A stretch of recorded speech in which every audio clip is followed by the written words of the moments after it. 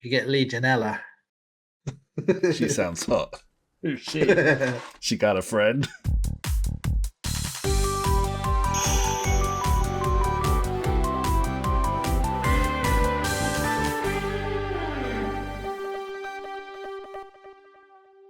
Welcome to Book Club. Except instead of books, it's games. Oh, and instead of a club, there's us two. But the rest of the idea is 100% the same. As every fortnight, we play one game solidly. Then come here to talk about it. And we want you to do the same. All the games are retro. Most of them are SEGA. Some of them we've never played. Or, we've just forgotten we've played them. Because we're old. Because we're old! Because we're old. Because we're old. The Book Club has one central theme. We play retro games for their quality. Games that deserve to still be played. There are some bonus old man memories to be had. But you don't need nostalgia if the game is awesome. We're going to prove it. In the Book Club. Hello, and welcome to Book Club, the long delayed Book Club. I think it will seem like that to you. For us, it's been a million years. My heart is rent in two at how long it's been since I've seen Mr. Dibs Ahoy. How are you, my man? Good. I guess we've been on our summer holes, haven't we? Been very, very lazy with this whole shenanigans, but we're back in the saddle now. We did a tiny bit of stockpiling over the summer and kind of like got a little bit lined up. I think we've had a teeny tiny break during the summer, but we deserved it. We've earned it. We still got videos out. We got them out, yeah. And of course, we've turned one. The mental age of the two of us and the age of the channel. There you go. So happy days to us. How exciting, eh? I know. Maybe you'll put a little birthday cake on the old thing. What's it called? Video. I forgot what we even made. There you go. Now we're coming back with a stormer. We're coming back with a game that's very exciting to us. It's very exciting to the community. It's very exciting it got made in the first place. It's very exciting that it was translated.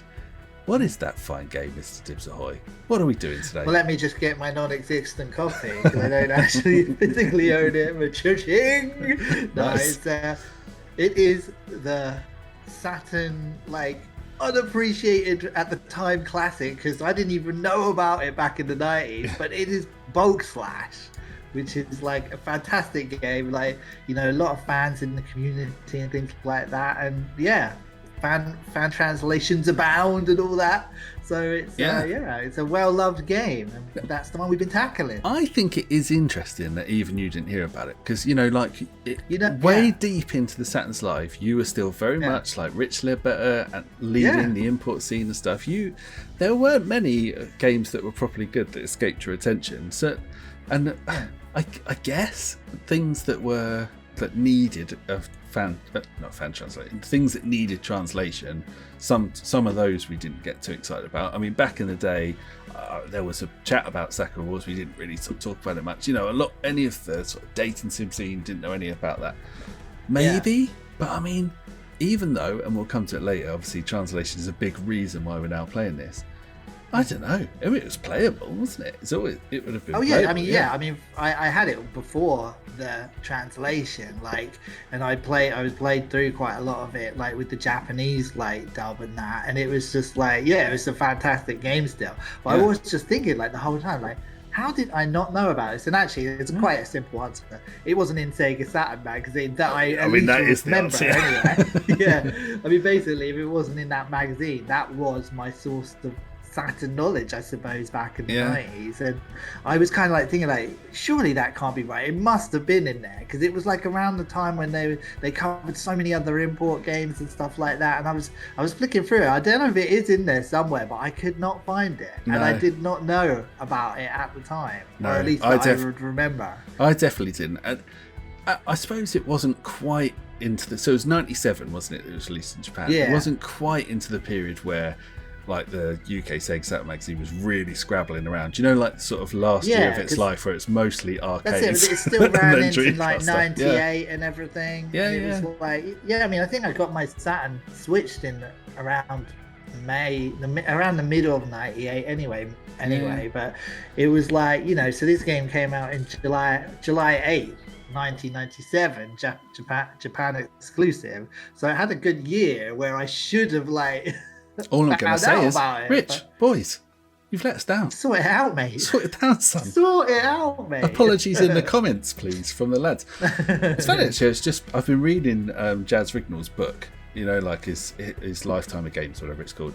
It's good because it's really interesting, and he's kind of just getting to the period where, like, Mega Drive's being released, and he talks about discovering this place in London that was importing the Japanese magazines, and how they found this guy who had just come over from Japan so could translate for them, and how they were getting their news about Japan. This is like early 90s, so no internet. Yeah, I always remember them talking about Famitsu and stuff like that. Yeah. And it's really interesting thinking, man, that knowledge, obviously it's a bit different later when the internet was around, but that knowledge we were getting, how obscure and hard to get that actually was. Like, I sort of always imagined that they had some kind of connection formally with Japan and like getting the themes, and a lot of it was just they got some guy to help them translate these magazines. It's like, well. Oh right, yeah. Well, actually, you know what? That might actually explain some of it, because Famitsu gave Bulk Slash, because basically they would give it scores out of 10. Like 4 people would review it. They put them in columns and then add next it to up, each other. so it's like out of 40. Yeah. So basically they gave it a 5, a 6, a 5, and a 6. So it only got like. It's pretty harsh. That's 22, right? Yeah. Out of 40. And it was like, you know what I mean? It's like, it's funny because I would have thought they would have loved it. But You know, it seems to tick the boxes, doesn't it? But like, it does. But the fans love it, and like they didn't. So maybe that's why it got overlooked in the funny thing is that's quite consistent for them, because like Famitsu and actually probably all the Japanese magazines that follow that system, the scores are usually quite wild. Like even the really big games like Sakura Wars, Street Fighter, Sonic, whatever it is, there's usually someone who'll give it a 6, even when everyone else is like 9, 10, 6. There were very few that got full bars. It's weird this is consistent. Yeah, but they just must have been not feel it. Maybe there's a negative vibe in the office or something like that. We can summarise this as there's a lot of weirdness, that they didn't go for it, that Rich and the boys didn't like plug it through. So all of it adds up in a way to the fact that a lot of our community will know about it. You know, we found out about it, I think, primarily through the community eventually. But for those that don't, let's just do a little bit on what are we talking about? What is Bulk Slash? What type of game is it? How does it play? That sort of stuff. Fill us in, Mr. Tibbs. I mean, how would you describe? Would it be a mech shooter? So you play this guy called Crest Dorley, he was a fighter pilot for the Special Defense Force, and so there's this military that's kind of basically in the land, basically wanting to restore the planet's power or something. Nice. And they've taken millions of hostages. Basically, there's this bad military faction that's kind of like taking over everything, and this guy Crest Dorley, he's in this little mech, and it's basically like a transformer, isn't it? It's like you can like basically walk around on land in this robot kind of form, or you can transform and fly. So it's like, I guess, what would that be like? I suppose in as a Transformers equivalent, it would be like one of the aerial bots or something like that, or the Seekers like Starscream and all that sort of thing. But it's so basically it's you're flying around, you're kind of taking down. Well, you got various challenges on each of the levels, haven't you? Is it seven stages overall, and there's like good variety between each one. So like, you know, I think the first level there are various targets around this big city. You have to kind of take them out, and then at the end of each level you have to fight a big boss, except for the last stage where I think there's a gauntlet of like, is it 3 or 4 bosses? I think you have to fight. 4 in a row, isn't it? 4, yeah, that's it. But yeah, so basically, but it's all very impressive, and it's a good display actually of the Saturn's abilities, because it uses VDP2 a lot to spread the land out below you, and then like, sorry, go on. Oh no, I was just going to say, it's like, yes, of abilities, but kind of, and yes, of 3D abilities, but also the meshing of its technology, because it's like it does use each bit. We'll come back to tech, so we've got a whole section on tech, but that's the game. But you're saying, what type of game is it? It is more like an arcadey shooter than a mech game, because I think mech game, I think more almost, if not quite sim, then certainly getting quite deep into the lore, and it's all about like, I'm a mech and here are my mech powers and stuff. And obviously there is a mech in it, and he does have sort of some of the classic mech tropes and stuff. But the fact is, they don't make a lot of it, and the control style is sort of it's quite fluid and fast, and it's more about like sort of action and shooting, isn't it, than it is about kind of mech stuff. Yeah. I mean, it's like, I suppose like later on, some of the indoor levels, it's like there's a bit more mech fighting, and you Mech kind of stuff. use your sword and stuff. Yeah, a little bit like more in that kind of style. But yeah, it's like, I don't know, it's like the early levels, it's really fun just taking to the skies and kind of getting used to the kind of controls, because you kind of rotate the cam with the two L and R buttons and all that sort of stuff, don't you? And it's quite an interesting look at one of the early ways they kind of tackled the 3D cameras in these games, because they were kind of finding their way, and for a game that's kind of a little bit all over the show, I think they do a pretty good job with it, actually. Well, I think that's worth bringing out, because they do it is, I mean, 3D have been around a few years, and we've had some similar games that certainly things that were on the plane, but this one just didn't struggle. I think that's the main thing. Like maybe for 5 or 10 minutes at the start, I kept getting my buttons confused and kept like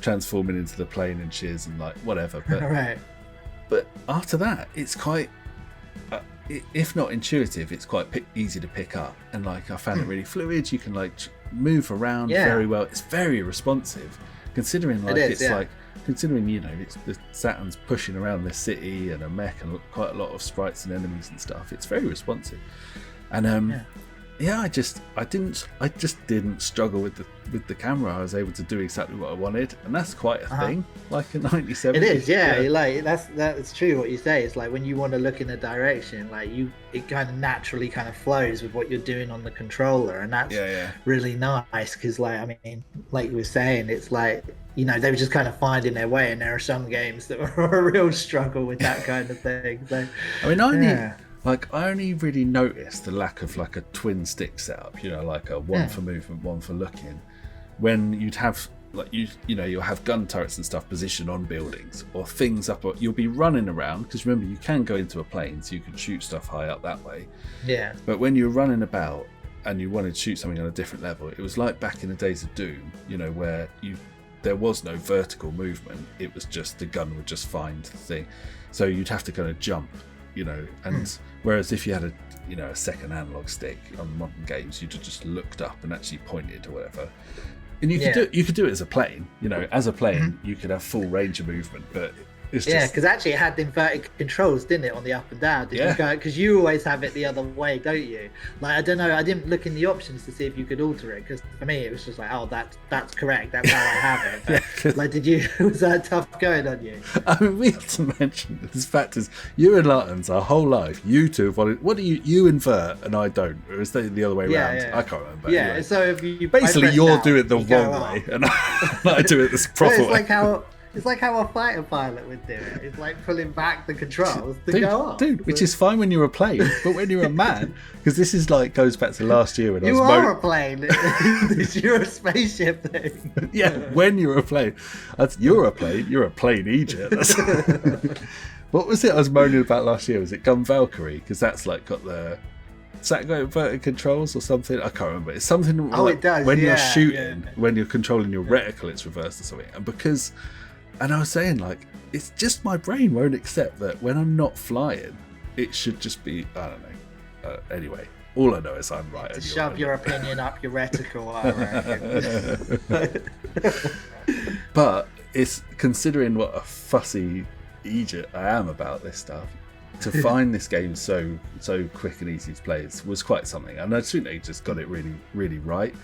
And and so let's go to the tech stuff then, because obviously to make the visuals work, they set themselves quite a complicated task. So they got the main character, they've got quite a lot of enemies. So there's like static enemies, like down on the ground, moving enemies on the ground. You've got stuff flying around up in the sky as well. Yeah. And then you've got a full-on cityscape. So That's full of detail as well, like you know, stuff on the ground, like the traffic light system, or like the second level. Is it the second level? Like, I love it. It's like the military is like taking over the city, and like all kinds of stuff is going down. But there's this pop star in town that's come to do a concert. It's like I love that kind of thing. That's like amazing. But there's like all the little neon signs like of her. Oh yeah, it's signs, isn't it? But that is so cool. But you can take all those out as well. I was going to say, I never quite worked out if I meant to destroy those, but I just couldn't help myself. They were just there. So, yeah. You gotta smash the place up. It's just a laugh, isn't it? But it was impressive. You know, this was. I suppose you got to say it. You know, it was the Saturn, and people are always maligning it and always saying it can't do 3D and all that stuff. And bottom line, it's not super sharp, super slick. So just get that out of the way. But certainly for its time, it was impressive, and now I find it looks good. So because the scale of it all is really, really good. Like, you know, like we were saying, like VDP2 does the floor, and like the buildings kind of pop in. Yeah. But like, there's so much stuff going on that you don't kind of always notice it. Like I only notice it when, like, you know, you've got an objective in one part of the city, and then you need to go and like take out like your target in another part of the city, and you're kind of flying across the skyline. That's when it kind of stood out to me. But like most of the time, it's like if you turn into a mech and you're walking down the streets, it's like not really any pop up, because it's like everything's close to you and around you. No, that's true, like, actually. I mean, the whole scale of it, like, you know, it gives a really good impression of this big old city kind of thing, and it's like, it felt good because we did it before the video, so I'm gonna retract something I said and make an apology, because I was moaning about the pop up. But you're right, as the mech, it's sort of not noticeable at all. It's solid. It is when you go up in the sky and you're flying about and stuff, and it is mainly. The draw distance isn't huge when you're up in the sky, and like sometimes I did have problems with like, oh, I know what I want is over there, so I'll look over there, and there's actually just nothing there because it hasn't rendered it yet. Oh, it kind of popped in, But you know, that's like, I know. But it's I kind of more had that problem in the space level, whereas like I was trying to find those green cubes flying around, and it's like it felt like I was nearby it, and then suddenly it pops in, and it's like, there's that flipping thing I've been looking for. Couldn't find your cubes. But generally I thought it was good, and we were saying as well, it does a lot in 3D, and the 3D is good, but it does also use Saturn's other, you know, it uses sprites, it uses sprite scaling, and it uses the VDP2 for the floor and stuff, and so it is clever programming, because I was actually thinking, I'm sure if PlayStation did it, they would have maybe done a bit more in 3D, and they would have probably sort of still been able to produce something as good, I'm sure. But it was doing it Saturn's way, and it looked really cool, and they just did it very fluidly. It was all just meshes together really well. Well, I don't know. I mean, it's like, it'd be interesting to know what it could have been like on the PlayStation, because like, I mean, like the VDP2 thing, like for the floor and that was quite one of the things that covered over, you know, that kind of did keep the sense of the scale of the place like going for me. So it's like, you know, and obviously that's not a thing that the PlayStation could have done. So interesting. Interesting thought. I'm not even going to try to remember the net. There's like quite a popular Mech game on the PlayStation, and it's a lot of it's, or maybe all of it, is in space, and so the enemies look great, they're all 3D, and the mech looks great, that's 3D, and there's quite a lot of transparency, you know, it's really nice. But it is noticeable that they've set it in space, so there's no scenery, you know. So it's kind of like that's what Saturn's doing really well in this. You're right, it's because it uses that sort of infinite floor thing to create a massive cityscape. It does feel big, and you feel like and actually noticeably bigger. I thought, I'm sure we'll make this comparison later on, but noticeably bigger than the Virtual On Arena, for instance, you know, which is a sort of comparable. I don't know. There is a sort of, obviously comparisons about. We'll come to that later, but point being, this is huge by comparison. So Anyway, it's good. Yeah, and it was good because of like you know you don't have too many of that kind of game on the Saturn. Yeah. Where it feels like you're in this huge area. Like I guess like you know in Panzer's Vi and stuff like that, you get a sense of the scale because of the way they do the floor and like you know when you're running through those mountains ready to jump off the cliff and stuff like that, and you kind of you get a sense of like how big this place is and stuff like that. But you know a lot of the time some of the games that you know like I'm trying to think like in the Sonic Into Dreams bits and stuff like that of nights when you're kind of running across the scenery and it's all kind of building up and sort of stuff like that. It only feels like you're kind of in this small area. I mean, you know that the bigger map is out there, but you can't see it. Yeah. With this, it feels like you can see the bigger area, and it's like that's a really cool feeling. It's a clever move because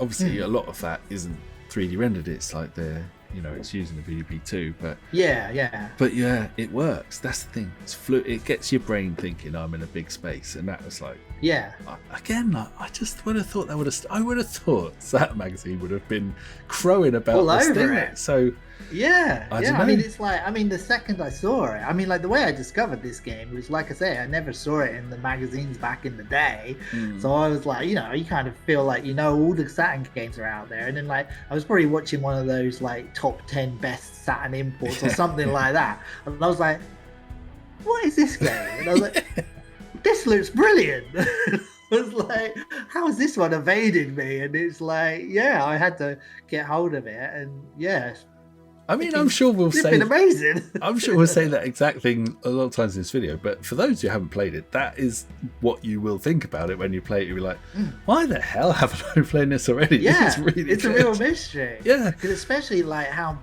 much the fans and everything like that love it, and it's like like with the fan translation, everyone rallied to kind of work on it and get this game like into English and everything like that, because it's like a really really good game, and it was like it's just baffling that it didn't come out back in the day. I mean, I did see like that Hudson probably assessed the Saturn market and didn't think that they would pursue it any further in the West and stuff like that, which you can understand a bit because of like Japan, it was doing good, but in the rest of the world it wasn't. So it's understandable, but it's just a real shame for the fans, because this would have gone down an absolute treat.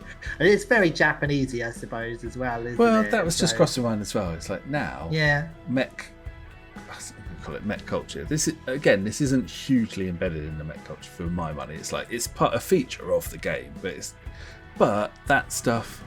Anime was finding its feet in the 90s, and by 97, it was big. It's not nowhere near as big as it is now, I would say. It's an acceptance of things had a bit of a question mark over it, because it does feel very much like late 80s, early 90s kind of anime, what was kind of going on at that time, like in everything, like not just the artwork, but like the color schemes, the music, all that sort of stuff as well. It was just a very anime feeling game, really. So I guess what I'm saying is maybe they judged it more right than we're giving the credit for, and it's just in the sense that now it feels like it fits more with where culture's at and the sort of thing. It sort of speaks to stuff gamers like now. Maybe it didn't back then. No, they still got it wrong. They were wrong. They were wrong. Those amateurs, they didn't know what they were doing. This is a bit of a segue, but we sort of mentioned about the Japanese culture bit, because there is an angle on this which is a bit out there. So I'll do the link just so we don't forget to say these two bits. But like, one of the main features of the game is that you have like a navigator who joins you in you in the craft. Let's just get a manageable intelligent support system, or MISS, which is no coincidence that it's a lady's name, but like, aka a bunch of waifus, as they say. So on the surface, like, this is a kind of trick to help you navigate the map. Genuinely, like we were saying, it's kind of like early 3D. How do you help the player get around a 3D space when, don't forget, we just really weren't used to it. Like, even on games like Doom or Quake or whatever, where you were navigating a 3D building, it was quite contained, and it's a map, a sort of visual map was enough. But actually, you're trying to find some enemies in these maps which you could easily miss. And so yeah, for sure. from a really practical sense, you've got a navigator and you can press a button and it sort of says go left, go straight on, and all that sort of stuff.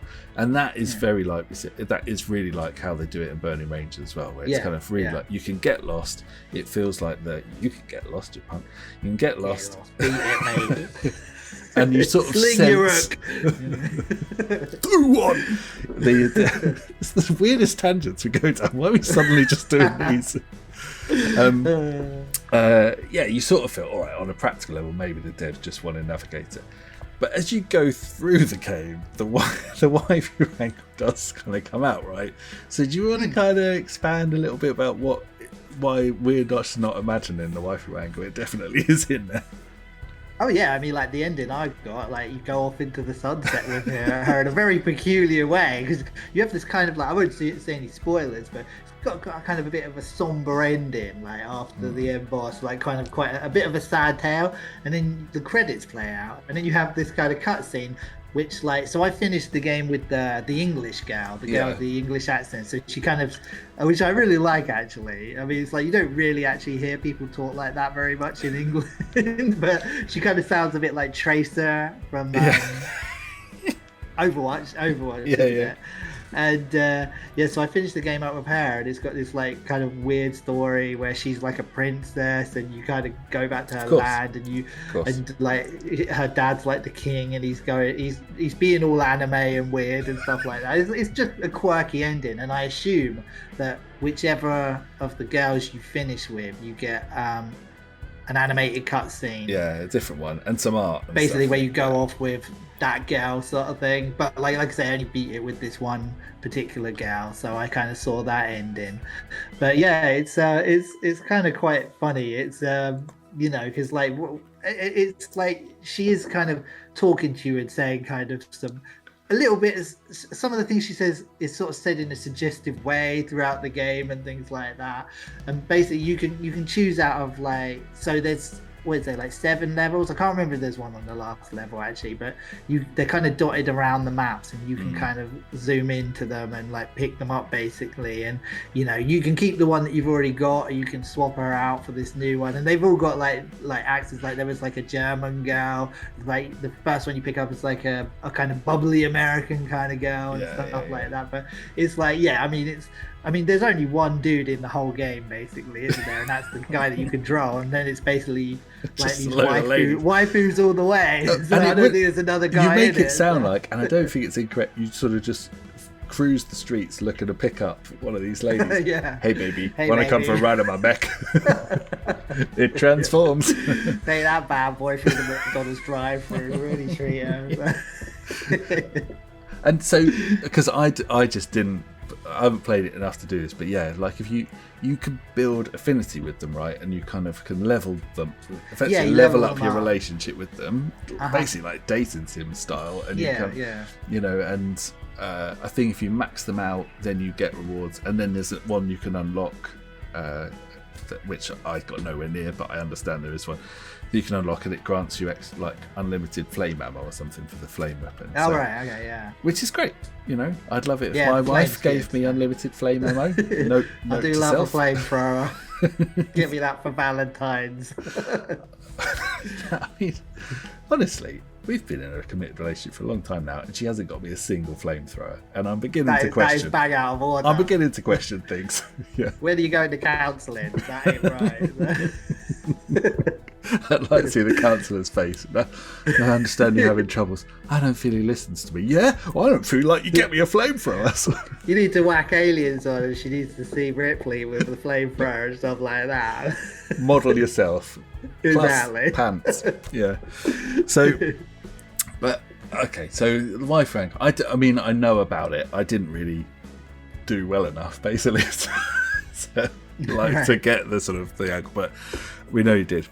So, okay, so this is not going to be a smooth thing at all, so I'm just going to completely change the subject and say, okay, we got to mention the fan translation itself. So obviously you talked about there was a link I could have done there, like about the English voices and who they sound like and stuff, because of course that wasn't done by CA Productions or whatever they were called. that's the fan translation. So tell us a bit Yeah. more about this, because this is one of the best stories about this game. In fact, it's great in its own right, the fan translation. Well, yeah, I mean, it's basically a lot of people. It wasn't like, I don't think it was like a particularly like one team. It seems like a massive community effort. Yeah. And everyone kind of mucked in with various bits, like going over the script, like translating it, and then, you know, like people had to like back engineer some of the programming to then be putting stuff into the game. And they even did like they modded in twin stick support, didn't they? Yeah. That's one of the other things. But yeah, so it's like, you know, they enhance the gameplay as well, and it's just like this incredible thing, like that just seems to bring everyone together, and it's just made this fantastic product now that's just a real, like, you know, it's just an incredible like statement really for what the community can pull off. And it's wonderful we get the game, and it is brilliantly done. It's doubly wonderful or extra wonderful just to see them, like the community, come together in that way. And it's, you know, there are quite a few other examples of like the community come together and like doing these sort of big translation projects and stuff, and you see people like fishing out saying, look, I just need help doing this, and you get loads of replies like through socials. I mean, it's quite a list of people involved, wasn't it? And it's great. It is, because it feels like a real translated game that you would have bought. This is the game you would have got.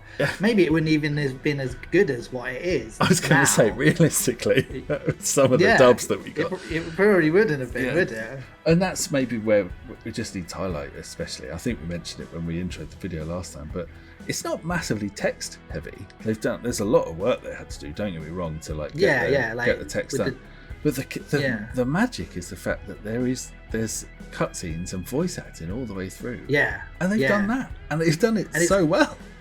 They have. It's like, it's convincing. It's like, I didn't once like hear a piece of text and think like, oh, you know, that was a bit dodgy because it's a fan project. It's like everything is like top quality. It's like, it's so good. It's just like, it's perfect for what you would have wanted out of it. I knew it playing it because we've been talking about it before we sort of sat down to do the book club and stuff, but it completely went out of my mind. I just honestly just thought this was like a full production game, and I could give it no greater praise than that, because I just it was so well done, even to the point where I was saying, you know, the first navigator that you pick up, was that the bubbly American, but the first one you pick up anyway, it sounds so like Tillis in Burning Rangers. Oh yeah. And coincidentally, you know, but obviously there's a bit of the gameplay things. Not, obviously Tillis doesn't navigate in that game, so that's not a link. But it's just the voice actor was so similar. And I just thought, and then later on when we were reflecting, saying that obviously there was a fan like translation, fan dub, you think, well, fair play then. Because those really guys were professional actors.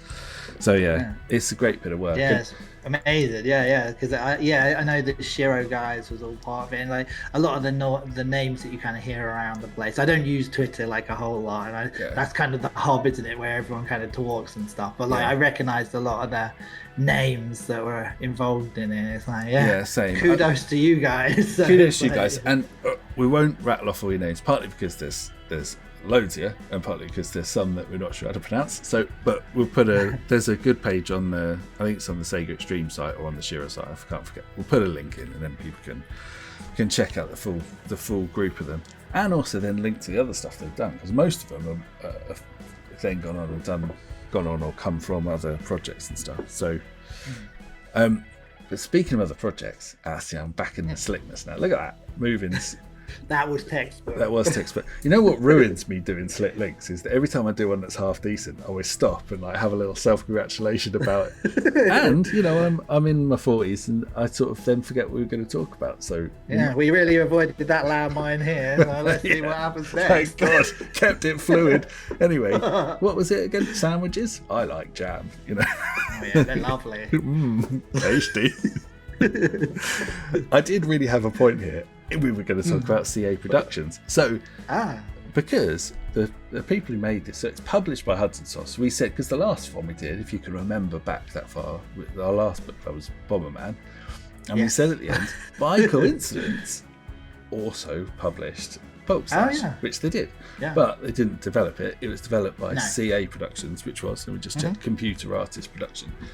And Good name. Good name. Like it. Couple of good words in there. Computer Artist Production. Love it. So good. That's just poetry. It is only one letter away from the word crap. So I'm just going to put it. I know, out. yeah. So, God, how mature. So, so they've done a few other games, or at least the devs have done a few others. People might know. The only one I really could claim to know properly is Hagane on the SNES, and the couple other names I won't even try and pronounce. I did pronounce them when we were talking about it before. Go on, I'll give you a go. Gingafu Kei Densetsu Sapphire, a PC Engine. I thought that was good. That was I not bad. don't know what it's supposed to sound like, but to my ears, you can speak Japanese right now. It's probably one of those things where I just called someone's mother a horse in Japanese or something. Sorry, I haven't got this game. But Lords of Thunder, that was PC Engine and Mega CD, that was them as well. The two main devs on this were the two main devs on that, and the two main devs on that also were two of the main devs on Thunder Force 2 and Thunder Force 3. So there you go. Good There's credit. a bit of heritage for you. Yeah. The weird thing about that is almost all of the team that worked at this CA production went on to then do Mario Party games.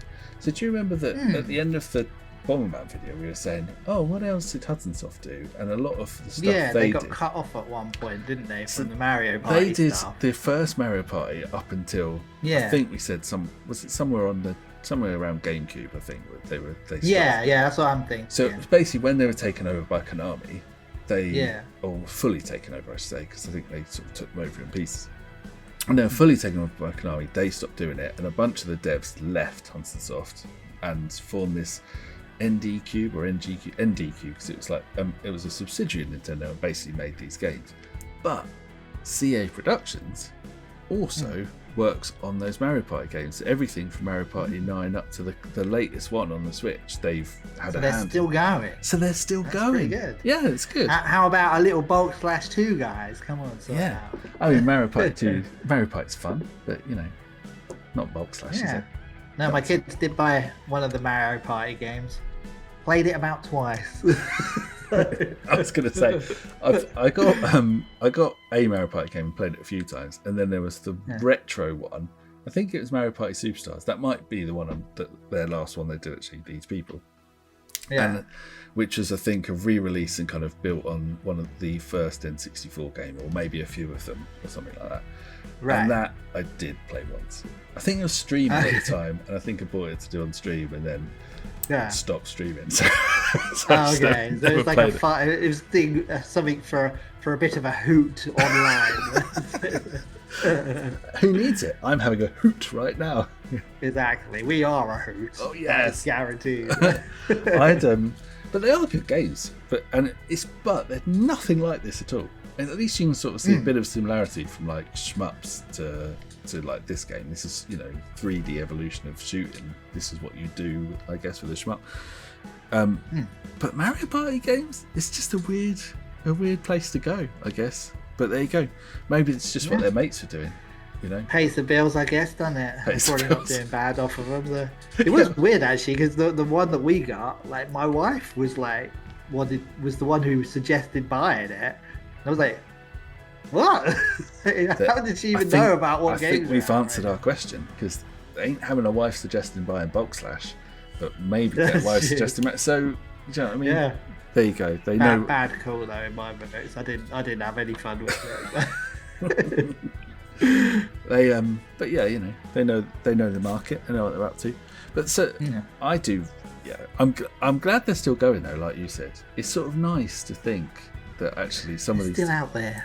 Because nearly every time I look at a Mega Drive game, anything from that era, you can trace the devs to somewhere in the mid-90s, and then they just seem to disappear. Yeah. I don't know what they all did. They fall into the EA black hole or something like that, get bought up, like get shut down immediately or something. This is a real tangent, but I mentioned earlier about Jazz Rignall, and they found this guy from Japan who's like, as a kid, like 19 years old or something, and he just translated Famitsu for them.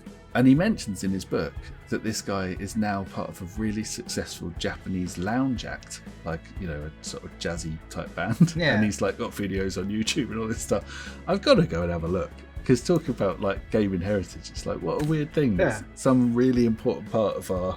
Oh, I thought you were gonna say like EA bought him up or something and then ruined his life. Or Oh, something yeah. like... Now he's cleaning the floors at EA's office or something. Yeah. bloody EA. I think maybe we should dedicate a couple of minutes in every episode just having a whinge about EA. Yeah, I don't know. I don't even like to think about it. I've just tuned out their existence. Well, I can only say this. I'm working on a video at the minute which is based on one of their games, or based on a game by a studio that they have bought, chewed up and spat out. So right now I'm feeling the rage. So I don't want to talk about them either. Let's just move straight past it. Yeah. Well, I think we'll do a tiny little bit. Weapons. I mean, it's obviously it is a mech game. You do have some cracking weapons. Flame blaster, nice. Apparently, go on. Oh no, I was just gonna say that the flame blaster was like integral to the way I defeated the boss of, is it stage 6 with the snow level anyway. Yeah. And it was like I could not kill this thing with the regular blaster, but like when I got the flamethrower, it like just destroyed this thing, because it's like you basically have to fight the end boss like mainly as the mech on the ground. So it's kind of one-on-one, like the two robots kind of fighting, and my regular blaster just was not doing the business. But then when I had to replay it, and then I got the flame blaster thing, and it was like, yeah, that was working good. So that was particularly satisfying. It was reminding me of my double flamethrower from Gunstar Heroes. I knew you were going to go there. Yeah, I could see it on your face. I love that thing. I flipping love it. I know, because I've just been watching your Gunstar Future Heroes video. Oh yeah. And obviously, Good vid, of course. Great vid. Go watch it after this. Best vid ever. But and lamenting the lack of said double flamethrower. So couldn't fit it on the screen. Too small. Yeah, it was. Would have gone off the very edge. small. Yeah. Did he? I'd say. Did he? But flame blaster. Well, actually, don't say that word. Actually. Anyway, moving on. Bezier blaster. Homing laser thing, wasn't it? That's quite a good one. Actually, I played it quite a few times before I unlocked that one. I don't know whether I just kept missing it, but anyway, napalm blaster, which sounds awesome. That's a cool one. I don't know. I found it really rubbish. Like it sounds cool. Maybe I just was using it wrong. That's what she good says. For some of the indoor levels that I played, I think it was it was quite useful. But I mean, they're all good, really. Yeah, they are. I played it for ages and couldn't for the luck, because you also have a bomb which you can throw and a sword when you're in close combat. I was fine with the sword. For the life of me, for ages, I could not work out how to throw the bomb, and it's only later that I actually read that it's when your little gauge charges, when you don't shoot for a while, and then your gauge charges up, and then you've got a bomb, and I'm like, okay, that's a weird way to do it. But there you go. Yeah. Because it's useful, that one, actually, for some of the indoor levels when you're kind of weaving around the corridors. If you see that there's an enemy down there, you can kind of duck around the corner and throw the bomb there, and it can kind of, the radius kind of can take the enemy out. So it's quite fun, actually, Also fun, I say, so when you're at the plane and you don't have a bomb, but you do get 8, because it's sort of the homing missiles. You do get 8 home missiles, and when you get a good lock on a bunch of enemies and you get all 8, oh mate, that is really satisfying. That is satisfying. You know what I like as well? The navigator goes, wow! the girl is impressed as well. And it's you do. Hell yeah! She's having a good time. You've just picked her off the street, and now you're blasting some bad guys. She's having a great time. Yeah. Everyone's having a laugh. Everyone's having a good time. And but again, took me a little while to work out how to get those to appear, and it's the same deal. Just stop shooting for a little bit, and then they charge up. Yeah. Just give yourself a moment. You know what we haven't mentioned? This is a bad omission when we talk about the 3D, but the big end bosses, because that's obviously one of the times they use those 8 missiles. Yeah. In-game enemies tend to be fairly static, like sprites and stuff on the ground. Like some 3D, some sprites, I think, from memory, but usually mainly the flying enemies are kind of sprites, I think, and a lot of their fire and stuff like that. In the early levels where you're blowing stuff up, you're mainly going around the city finding these guys to blow up, and they're sort of fairly small, about the same size as your mech. But end of stage bosses, these guys are beasts, And they're I mean, cool. unless they're tricking me, they're all 3D as well. Though, at least. Yeah, because you rotate all the way around it. Yeah, and stuff. yeah. It's And you made can of go- like polygons. And You stuff, can go right? in amongst, the first stage, big long legs looking thing, and you can like fly in amongst its legs. Yeah. Second stage thing with big butterfly wings. Yeah, And I like that obviously, thing. That's mesh cool. effect, not transparent, which is Yeah. a shame. But Yeah. it's massive, and actually the mesh effect looks all right because it's just on such a big scale. It kind of makes more sense. And yeah. But point being, On a CRT, it would have looked pretty good, I reckon. Yeah, that's true, Like, actually, it's yeah. with I the don't- upscalers and stuff nowadays, you could see the mesh a lot more Yeah. clearly, I suppose, can't you? But yeah. you just went really posh, I suppose. I suppose. I did notice in my Gunstar Heroes video, it's like the way I say moon is weird as well. But anyway, You're just a digress. weird kind of guy. I The know. point being, very impressive. Like the world map, the map is great. Like navigating the seat's good, but those bosses, honestly, they're massive. Like they're massive, and they are. Yeah. You can fly around them, interact with them, crash into them, Yeah, which I yeah. did quite a lot. And Right. this is where the link was. You can get a lock on and hit them with all 8 of your missiles all at once. Yeah, and it's yeah. bloody Yeah, satisfying. you kind of strafe around it with the kind of Yeah. like, the L and R buttons and stuff like that. And wait till you get those rockets all lined up and stuff like that. It feels great just like Yeah. smashing that thing and watching their energy go down. Yeah, It's yeah. really cool. So yeah, shout out to that. Sort of really can't believe we didn't talk about that in the 3D bit, but there you go. Keep people guessing. Yeah. Keep it interesting right Yeah. to the end. Exactly. I got to ask you the question then. Would you still play it today? Forgetting the fact you were literally playing it today. Would you still play it I today? did play it today. There you go. Yeah. That's your I love answer. it. It's Yeah. like, I got to get all my WAIFUS sorted out, get all those navigators and stuff, because I didn't find all of them, I got to say. So, I need to get that collection going on. Some of those So, waifus are tucked I mean, away. Up high, I down know. low. Yeah. all over the show. Spitting bars. I like it. So, yeah. but yeah, it has got replay Yeah. value. It's Yeah, I quick. love it. It's you can pick it up and like have a blast Yeah, in you it and put it jump down in. again. So it's definitely one I will keep coming back to because it's in fact it did like even after we played it for our like solid couple of weeks and stuff and then and I've just spilled over and carried on playing because I've got 'cause you it never on the- played it before this, really, did you? Very much. I remember when we were first looking at doing Etsy DVDs, Etsy Oh, yeah. burn games. This is one that was on Yeah, there. yeah. That's when I first heard of it.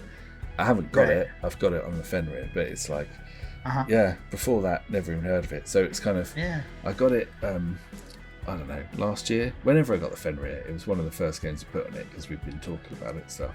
Yeah. But we're only really giving it a proper go for this, which is great. Again, it's Sure. why we do it in this style. But Yeah. but it's just there. These gems. Like I find a lot of games, once I've got to know them, you're scrolling down the Fenrir list planning to play something else, and then you'll whack this on like, Yeah. you can. You won't pass this one on the list, I reckon, on the no, it's a cracker. ROM set. It's a cracker. So you definitely play it. I would definitely Yeah. play it. So it's really good. If for anyone who hasn't, you've got to give it a go. You do need the translation to get the most out of it, I would say, because there is a bit of plot in there. There is some waifu fun to be had, but it's playable whatever you do. The only thing is though, to be honest, you're going to need the translation anyway because it's quite a rare thing. But even obviously it's only officially released in Japan, so the only copy out there is Japanese.